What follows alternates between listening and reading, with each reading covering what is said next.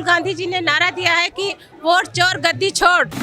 मैं तो खुद चाहूंगी कि वोट चोर गद्दी छोड़ जो है ये जो है बिल्कुल हकीकत में हम करके दिखा देंगे।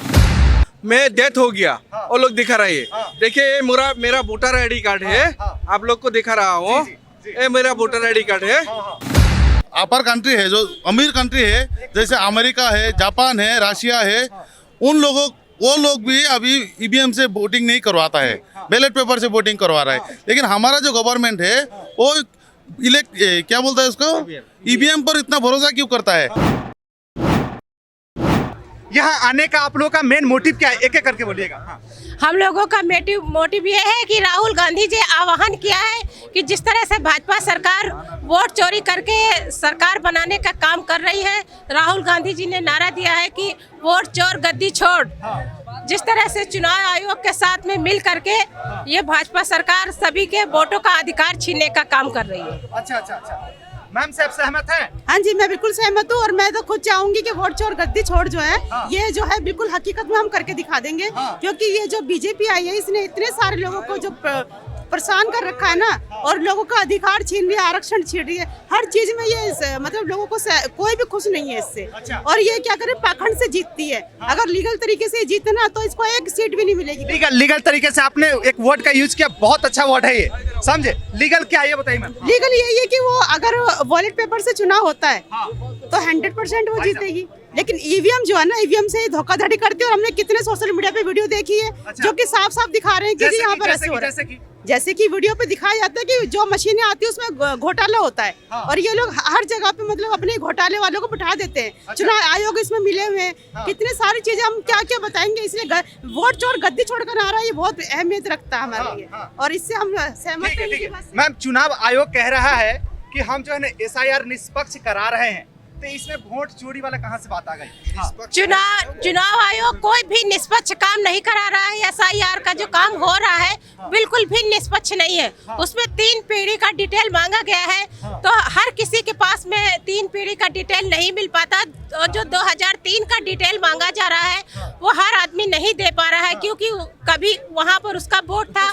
पहले करीब 8-10 किलोमीटर की एरिया में रेंज होता था वोट डालने का, तो वो वोट उसका वोट जो है ना कोई 5 किलोमीटर है, कोई 4 किलोमीटर दूर। इसलिए हर व्यक्ति वो चीज नहीं फॉर्म में भर पा रहा है, वो नहीं पूरा दे पा रहा है। तो वही भाजपा चाहती है कि SIR के माध्यम से हम ये फॉर्म भरवाए। लोग सही नहीं भरेंगे तो हम वोट को काटने का काम करेंगे और फर्जी वोट जोड़ने का काम करेंगे। जिस तरह से राहुल गांधी जी ने अभी हरियाणा, महाराष्ट्र और बिहार में उन्होंने प्रेस कॉन्फ्रेंस करके बीजेपी का और चुनाव आयोग के जो मिली भगत है खोलने का काम किया उन्होंने, कि किस तरह से वोट चोरी की जा रही है। महाराष्ट्र में से एक घर में 2-2, 500 वोट दिखाए जा रहे हैं। आखिर वो कहाँ से है? तो फर्जी नहीं तो और क्या है? और ये भाजपा चुनाव आयोग से मिलकर के ही सारा काम कर रही, चाहे SIR के लेकर के हो या फर्जी वोट का।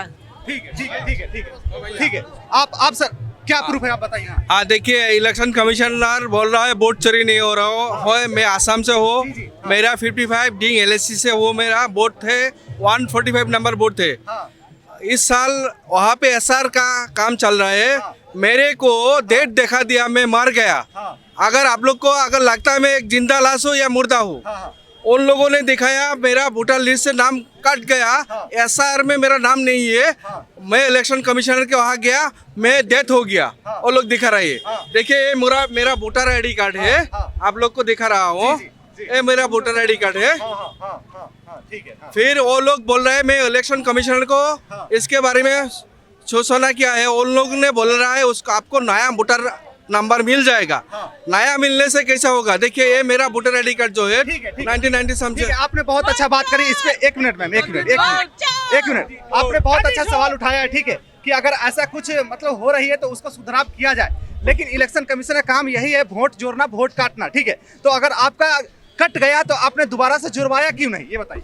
देखिए वो लोग दोबारा जोड़ने के लिए जो मेरा आईडी है वही आईडी मुझे चाहिए, लेकिन वो आईडी तो वो लोग नहीं दे रहा है, नया आईडी दे रहा है। आप इंडिया का है, हाँ। आप इंडिया का अगर आपको आइडेंटिटी मिल रहा है, हाँ। तो आपको दिक्कत क्या हो रही है? देखिए 1997 से मेरा बोर्ड का आईडी है ये।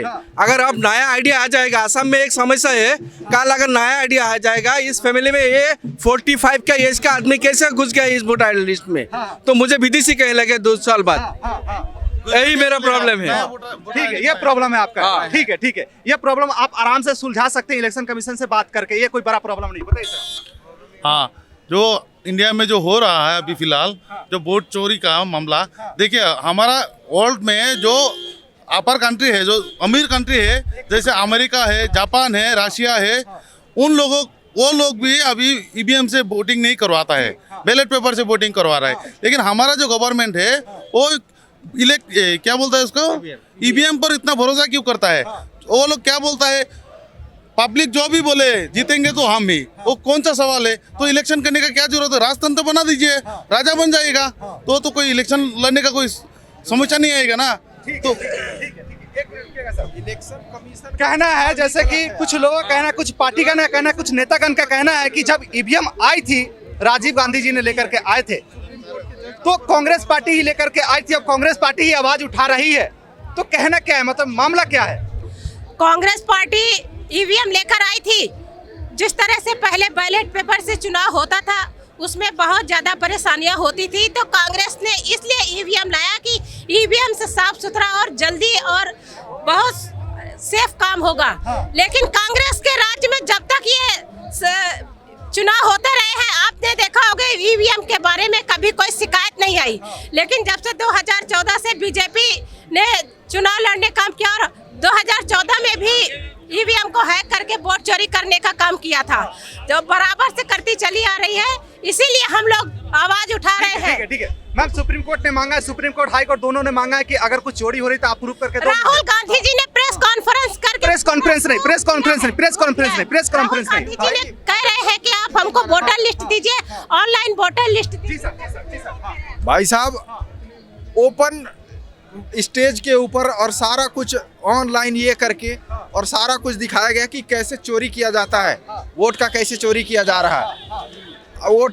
वोटर लिस्ट जो तैयार की जा रही है, वोटर लिस्ट फर्जी वोटर लिस्ट तैयार की जा रही है, और कहीं का आदमी दूसरे जगह का, दूसरे देश का आदमी, एक आदमी का 20 40 200 वोट इस देश में पड़ रहा है। तो वो वोटर लिस्ट का पक्ष नहीं रखेंगे, हम निष्पक्ष बात करते हैं, समझे? जैसे कि जो पेपर लेकर के राहुल गांधी जी घूम रहे हैं, सुनिए पहले, वो आपने पता लगाया कहाँ? मेरी बात पहले सुनिए। सुप्रीम कोर्ट मैम आप आवाज उठा रहे थे, आपको भी बताना चाहिए मेरे साथ। मुझे तो पता है, लेकिन आप लोग भी तो सही दिखाइए। कहाँ का है? महाराष्ट्र का है, बिहार का है और हरियाणा का है, यूपी का है। घूम रहे हैं, वो पेपर कहाँ से निकलवाया आपने देखा है? कहाँ से निकालवाया है? चुनाव आयोग से निकलवाया, और भारत से नहीं निकाला गया, वो विदेश से निकाला गया। ऐसा नहीं है। आप सुनिए, आपको अपने देश के चीफ जस्टिस के ऊपर भरोसा है कि नहीं? बिल्कुल है। तो जब चुनाव आयोग की चुनाव आयोग की जब नियुक्ति का बात हुई, तो उसमें से क्यों उसको हटा दिया गया? सुप्रीम कोर्ट के चीफ जस्टिस को क्यों हटा दिया गया? ये मेनू था, ये इस पे आवाज उठाइए आप। यस, चुनाव आयोग का चुनाव ही गलत है। आप अपने पक्ष के लोगों को, अपने फेवर के लोगों को वहां पे चुनाव आयोग बना रहे हो। आपका मनसा सही साफ नहीं है।